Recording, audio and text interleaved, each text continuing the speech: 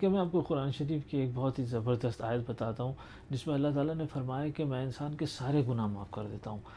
اس نے کسی قسم کے بھی گناہ کیے ہوں، اس نے ڈاکہ ڈالا ہو، رشوت لی ہو، قتل کیا ہوں، اس نے زنا کیا ہو، اس نے کرپشن کیا ہو،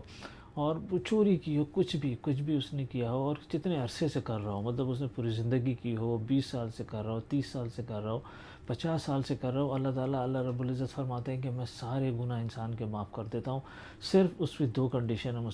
مفسرین بتاتے ہیں، میں آپ کو وہ دو کنڈیشن بتاتا ہوں، لیکن اس سے پہلے میں آپ کو وہ جو آیت ہے، سورہ زمر کی آیت ہے، وہ میں آپ کو سناتا ہوں۔ آیت نمبر 53 ہے، جس میں اللہ تعالیٰ فرماتے ہیں قُلْ یَا عِبَادِیَ الَّذِینَ اسرفوا، یہ حضور صلی اللہ علیہ وسلم سے مخاطب ہے کہ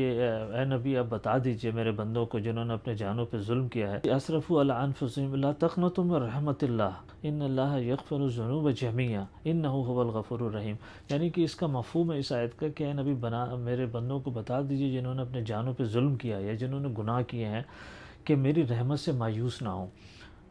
میں سارے گناہ معاف کر دیتا ہوں، انہ هو الغفور الرحیم، میں بہت معاف کرنے والا، بہت رحم کرنے والا ہوں۔ لیکن دیکھیں یہ کتنی بلینکٹ مرسی کی آیت ہے کہ اللہ تعالیٰ کہہ رہے ہیں میں سارے گناہ معاف کر دیتا ہوں۔ اور اب ہم آتے ہیں ان دو کاموں کی طرف۔ مفسرین کہتے ہیں کہ وہ دو کام یہ ہیں کہ ایک تو انسان سچے دل سے توبہ کرے، یعنی کہ انسان یہ توبہ کرے کہ وہ آئندہ وہ گناہ نہیں کرے گا، دوسری چیز وہ نیک عمل کرنا شروع کرے اس کے بعد۔ دیکھیں اگر وہ توبہ کر لیتا ہے اور دوبارہ پھر وہ اسی قسم کے گناہ یا دوسرے گناہ کرنے لگتا ہے تو پھر تو اس کیس میں یہ اپلائی نہیں ہوگا، پھر اس کو اللہ تعالیٰ اس قسم کی بلینکٹ مرسی اللہ تعالیٰ اس کو نہیں دے سکتے۔